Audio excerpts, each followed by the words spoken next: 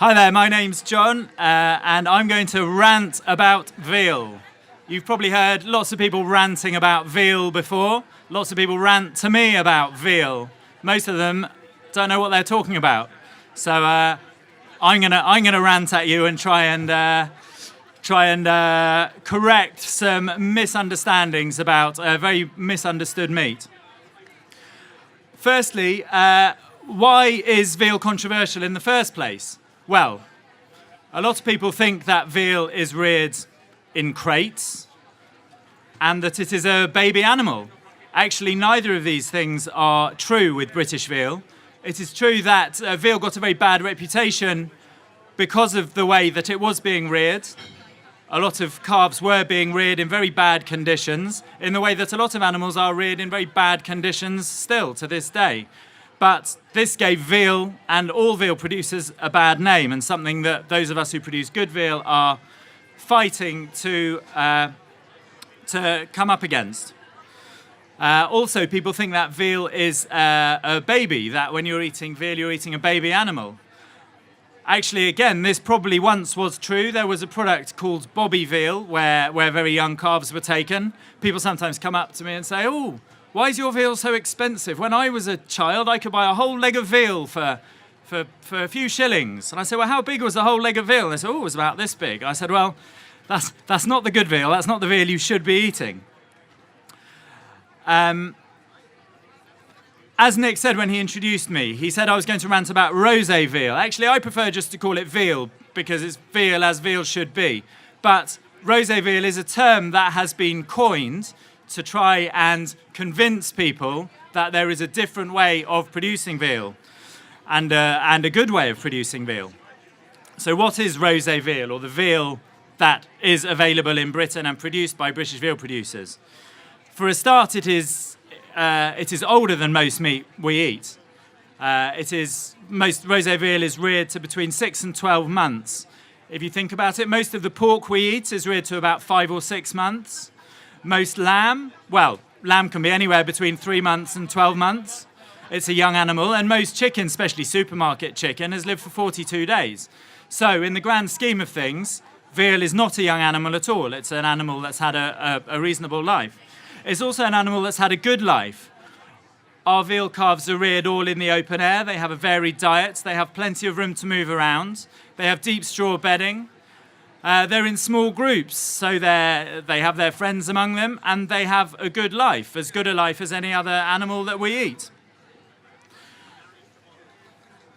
So what is veal anyway? Well, most veal, especially veal in this country, is the byproduct of the dairy industry. In order to produce milk, a cow has to have a calf every year, pretty much, and by general statistics, almost half of those calves are male. Now, the female calves, they're lucky. They can go and join the dairy herds. They have a good life. They can go on and produce milk themselves. But the bull calves are not so lucky. They can't produce milk, obviously. They don't have the right equipment for that. And they also don't produce particularly good beef. While the beef is perfectly edible and perfectly nice, it's simply not economical to grow these animals on to fully grown beef animals because they don't put on meat in the right place. So basically, these animals exist, these bull calves are born so that we can all drink milk, eat cheese, consume yogurt, cream, and all the dairy products available on the market that most of us love. But most people in this country don't want to consume veal. Well, what do we do with these bull calves then? I would argue that producing veal and producing veal the right way is the best outcome for these animals. So it is actually the most ethical outcome for dairy bull calves. So if you drink milk and you eat cheese but you don't eat veal, think about what do you want to happen with these animals? While I'm enjoying ranting about veal, actually, and I'm being attacked by some bunting, actually, I come to Abergavenny and I find that most people here do understand about veal. We do very well here. It's a wonderful festival. I haven't had anyone yet come up and rant at me about veal. Many people do understand it. A lot of people come up to me at different shows, of course, and say, "Oh, It's wonderful to see veal. I don't see veal anywhere. How wonderful. I say, oh, that's great. So what are you going to buy? Oh no, I'm not going to buy any now. I don't want any. Oh, I don't know how to cook it.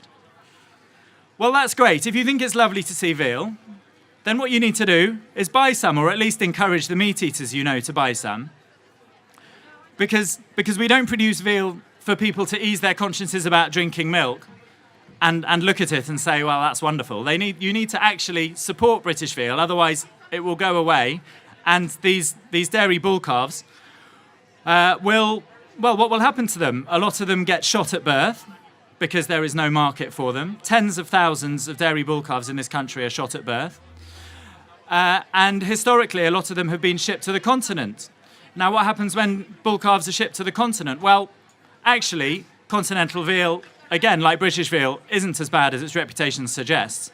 But a lot of it is not reared in particularly nice conditions. In Holland, for example, a lot of the veal calves are reared in enclosed barns on slatted floors without any comfort. So if you don't want things like that to happen, if you don't want our bull calves to be exported or to be shot at birth, again, the thing to do is eat British veal and support the British veal industry. Frankly, I do understand why veal got a bad reputation. It's because some veal was being reared very badly. But at the moment, a lot of chicken is being reared very badly. And it sells in its tens and thousands in supermarkets. People don't think, oh, chicken is cruel because some chicken is being reared badly. A lot of pork is reared very badly.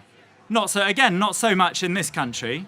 But in many countries, even European countries, the welfare standards for pork are different from what they are in this country. So a lot of the imported veal from Denmark and from Holland and Belgium and other countries has actually been reared to standards which would be illegal in this country. So do people avoid that? No. It's promoted as a luxury brand. You watch Saturday Kitchen on a Saturday morning. What's the advert for? It's for Dane Pack bacon, for example. So think about where your meat is coming from. Don't just accept what the marketing men say, and think about veal and include it in your shopping basket. Thank you very much.